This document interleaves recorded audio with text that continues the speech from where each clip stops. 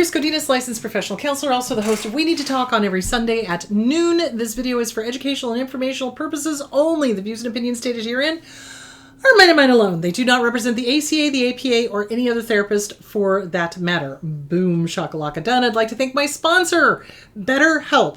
BetterHelp, BetterHelp.com/Chris Godinez. They're an online therapy company. They are international. So if you are anywhere in the world, need to get to a therapist, you go online, fill out a few questions, and they will set you up with a master's level or PhD level therapist. They are also, in the United States. So if you don't like your therapist, just go to betterhelp.com/Chris Godinez. If you got one from BetterHelp and you don't like them, you go, hey, didn't like them, fill out some more questions, and they'll place you with somebody else. So thank you, betterhelp.com/Chris Godinez. Okay, let's dive into it, shall we? So we had a bunch of questions from Sunday. So Sunday's show was on coercive control and hoovering. So one of the questions was, what does this look like for parents? And unfortunately, I don't have information, so I'm going to take it from both stances. So if the child is abusive, okay, if the child is narcissistic, abusive, etc., okay, what they'll do with the parents is they will do the manipulation, control, gaslighting, everything I talked about on Sunday. And elder abuse is a huge issue. Hang on. So they'll, keep draining the parents dry. They'll, I've seen instances where the person is an unrepentant drug addict, alcoholic. Well, if you don't give me an apartment, if you don't give me money, it'll be your fault that I'm on the street. That's coercive. That's manipulative. That's also utter and total, because the only reason that person would be on the street is because they won't stop using. Won't. Not can't. Won't. So they turn to the parents and they go, well, if you don't set me up with an apartment, if you don't give me money, it'll be your fault if I die, or it'll be your fault if I'm out on the street. And these parents are so guilt-ridden, fear, obligation, and guilt, that they are unwilling to let that child suffer the natural consequence of their behaviors. And so they enable them. And they start spending all their money on them, all their retirement on them. I've actually had a couple of cases where that has happened, where they literally would just keep, and I kept telling them, stop. You're not helping them. You're encouraging them to continue in the destructive behavior, because that's what drug addicts and alcoholics do. So yeah. So anyway, so that's that, that kind of thing. Like if you don't, then I will, and it'll be your fault. That's manipulative. That's coercive. That's also a load of crap. It's if they are homeless or they die, that's on them. But the parent is unwilling to allow that to happen. And so they enable, hoping, magic thinking, hoping that if they do the same thing over and over and over again, that somehow that child is going to suddenly right themselves. And they're not. They're not. They have to want it. And if you keep encouraging them and giving them money, they're just going to keep spending it on alcohol and drugs. So stop. So there's that aspect. So if the child is manipulative, if the child is disordered in any way, they will use guilt, fear, obligation on the parents. And again, if the parents are disordered in any way, they use guilt, fear, and obligation on the kids. So fog.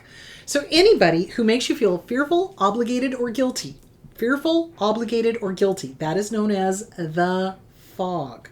So I hope that answered the question. So if the child is abusive, you simply do not put up with it. No is a powerful word, and you stick to it. And yeah, they're going to have a hissy fit. Yeah, they're going to come unglued. Yeah, they're going to threaten to withhold the grandkids from you, or whatever their BS is. And you're going to have to hold your line, because it's not going to get better. They don't get better. They certainly don't get better by giving in to them. So there is that. And then vice versa, if the parents are the ones that are disordered and they're, abusing the kids and using fear, obligation, guilt, the kid has got to get away. There's just no two ways about that. Like, that's why I left home when I was 17. I was like, I'm done. This is it. We're done. We're done here. Thank you. So anyway, there is that. Okay. Second question. My ex has got magic thinking in regards to getting back together. He hoovers like crazy keeps talking about how things will be different. How do I deal with this? Okay. So the temptation in a Hoover is to not block them. And I do know why. So we have a really hard time blocking them because we had a really hard time letting them go.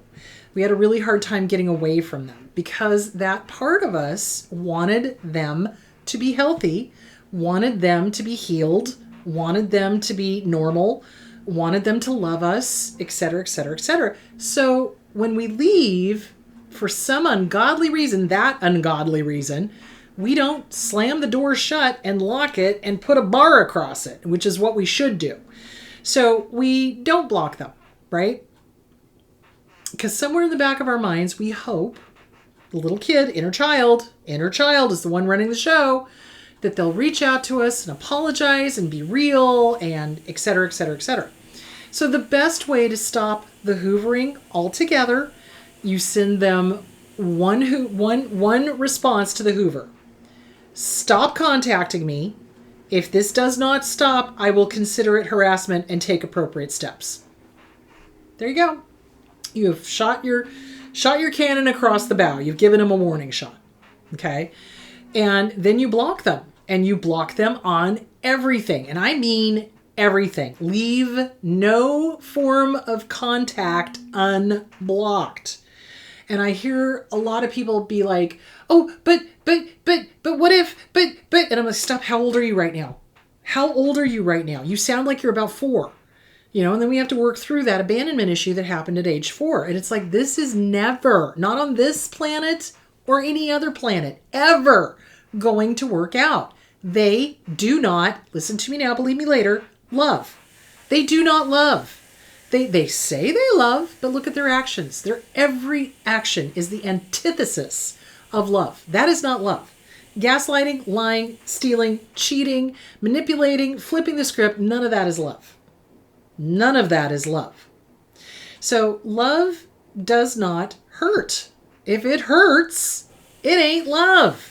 So in order to stop the Hoovers, if they've been, lots of Hoovers and they're contacting you like through unlisted phones and things like that, you send one text that says, stop contacting me or I will take appropriate legal steps. That's it. That's all you say, and then you block them. Now, they may go through flying monkeys. Oh, well, so-and-so said to say such and such to you, and you block them then too. And you have no contact with them. People who are willing to do the biddings of abusers are abusers themselves. Or they're ignorant and they don't understand how abuse works. But either way, if you've told them that this person has been abusive to you and they're still in contact with them and still delivering messages, the answer to that is a resounding, get out of my life. There you go. So, yeah. And I think part of the reason why we don't immediately block them and keep them blocked, a couple of reasons. If we're in a high conflict divorce and there's kids, you can't block them. So that's problem number 1. But if you guys are divorced and they're continuing to do the hoovering and this, and I'm going to talk more about this on Sunday, next Sunday, we're going to talk about the games they play. But if they're continuing to do this stuff, you ignore anything that doesn't have to do with the kids. And we're going to go more into depth about that. So basically, if you've got kids and they're doing a hoover through the, contact about the kids, you ignore anything that has nothing to do with the kids. If it has nothing to do with the kids, you don't even touch it. You don't even respond to it. You don't even answer it. We're going to go more in depth on that on Sunday. But otherwise, if there are no children, if the divorce is final, if you guys weren't even married, block away. Block on every avenue of contacts, phone, social media, email, everything, block it. You don't need to hear from them because remember, the person you fell in love with was a complete and total illusion. They didn't even exist. What they did is they figured out who you are and what you want, and they pretended to be that. Nothing more. Ouch. Yeah, and that's what we have to grieve. That's what we have to let go of. This person, this monster, who pretends to be the person that we loved, is not. The real them is the one who said every rotten thing, every body shaming thing, every nasty thing, every rotten thing, every lie. That's the real them. Actions speak louder than words. Always remember that. So, anyway, I hope that answers that question. You don't deal with it. You don't respond. First of all, you block them. Second of all, if they are continuing to harass you, then you let them know, warning shot across the bow. If this continues, I'm going to take appropriate action. Unless, caveat, you're in a high conflict custody situation, in which case you just don't respond to anything that has nothing to do with the kids. So let's say that they send you a, ginormous novel length text and, it's Hoover, and then one tiny little bit about the kids. That's the tiny little bit you respond to. The rest of it, you don't even acknowledge. And of course they'll come unglued and be like, you're not communicating. You're a terrible communicator. I'm going to tell the judge you don't communicate. Well, yeah, I'm not going to communicate with you about you wanting to get back together with me. No, I'm going to communicate with you about Timmy needing new shoes, So yeah, and we'll talk more about that on Sunday. Okay. How can someone think it's okay to scream and yell and hurt someone and expect them to stay in that relationship? I just simply cannot wrap my head around it. Well, and that's, yeah, it is mind-blowing when you really start educating yourself on abuse. So how can they do that? They do not have empathy. Period. Full stop. They do not have empathy. They do not feel the way a healthy person feels or processes or perceives emotions. They don't. They are all ego. There is no there. There's simply not. There is no there. It's all ego. My wants, my needs, me, I, more my genitals. That's it. There is nothing else there. They literally do not put themselves in other people's shoes and go, gosh, what must that feel like? How must that feel? Wow. They don't. They're not empathic. They have no empathy. They have no compassion. They're very judgmental. They're very cruel. They're very sadistic. And the more they are dark triad, which is narcissist, psychopath, Machiavellian, control freak, the more they tend to be sadistic. And the more they tend to enjoy inflicting pain on people. They really do. So that's why they don't have the emotions. They don't process the emotions the way we do. And they don't have empathy. They absolutely do not. So, but they expect us to stay and continue to take it because their ego is telling them that they're that great. Seriously, they will treat people like absolute dirt and then be shocked to the core that we don't put up with it and leave because they expect people to sit and take it. And they don't see anything wrong with what they're doing. It doesn't even cross their minds that what they're doing is wrong because that would involve humility. That would involve empathy. That would involve processing emotions, and they will not. Absolutely not. If you corner a narcissist, emotionally speaking, and you hold their feet to the fire, they won't do it. They will come unglued. They'll get angry. They'll start, you, this whole thing. They absolutely refuse to go anywhere near a true emotion. So, except anger. They do anger great, but everything else, nope. The softer emotions, not a chance. So, and it's all ego. It's all me, I, more my genitals. That's really what they're all about. So, and it's hard for us to wrap our heads around it because they present, again, it's an illusion. In the beginning, they're like the perfect match, the perfect mate. They're perfect. Oh my God, so much in common. This is great. We're going to be awesome together, et cetera, et cetera, et cetera. And then the mask slips, right? And the love bombing stops and the devalue and the discard starts. And it's shocking. It is. It's like, wait a minute. You were the love of my life. What's going on? And then eventually they push us over for another supply that they think is going to be better or more exciting or whatever. And when that doesn't work out, they start the hoovers. Oh, baby, baby, I'll change. It'll be different. It'll, blah, blah, blah, blah, blah. But then if we fall for the hoover and we go back, the love bombing gets shorter and shorter and shorter, and the abuse gets longer and longer and longer and more intense. And it's dangerous because these people who are willing to yell and scream and rage and throw things and keep us up at night and call us names and all sorts of horrible things, eventually they're going to start pushing the envelope because that isn't exciting enough for them. And they will start doing physical violence. So, yeah. So, basically, they are disordered. They are disordered. There is a cog missing. That is how they are able to do what they are able to do. And, because it is an and world, they refuse to ever get help.